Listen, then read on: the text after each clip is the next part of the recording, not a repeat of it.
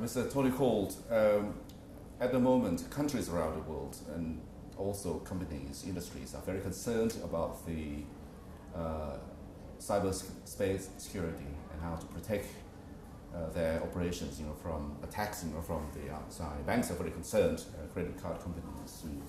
And can you give us an outline of the landscape of the current situation regarding cyberspace security? Sure, absolutely. And thank you for having me here. It's very interesting how much the world has changed lately. So in the past, we saw a broad number of scattershot attacks, viruses and worms that would actually break into your systems remotely, when they found a specific vulnerability. So, and that's what the malware was created for. So based on that, we saw lots of botnets being created, systems that somebody could remotely control. Those systems could be actually serving spam out, so much of the spam that we get today. The big challenge today and where we're at is we've now seen a lot of cyber syndicates, so in nation states actually start doing attacks so that are persistent and targeted attacks specifically against somebody to either steal information or to steal some type of financial gain, intellectual property, break into a bank and actually steal money. So the big difference is those are not noisy attacks. They're very, very quiet.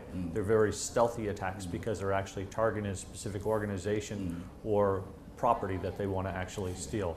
So speaking about a layman, say like me, my information on my iPhone or on my mobile phone, when I do internet banking or when I need to do some transactions, is it safe? No.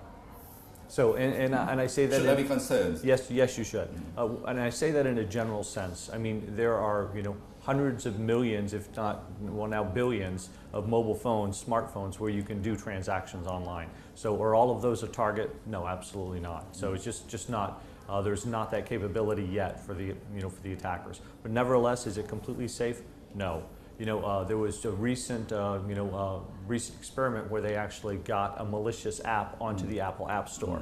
Before, people talked about the Android, vulnerabilities, but Apple also has some concerns in that area too. They've not had successful attacks in it, broadly, but nevertheless, anybody that has a mobile device should still actually put proper protections on it, so to ensure that they're not actually, giving away their bank credentials when they're actually doing transactions. Another recurring question is when we do online shopping, say buying books or some items from Amazon.com. Is it safe to provide our credit cards or our security number to those online companies? That's a great question, and I will start with, I do that, and my family does that. We buy online. So two things there. One is I have a credit card that I use that my bank will replace. If something gets stolen, my credentials, there's no charge to me. The bank will replace that free of charge. So that's one way to protect yourself. But the other, of course, is to ensure that you have proper protections on your system. All your patches are updated. You have the latest, type of endpoint software on your system. That being said, even then, there are ways around that with some of these targeted attacks. So again, millions and millions of users out there. Not everybody is continuously a target, but there are still vulnerabilities that we need to be concerned about. Okay.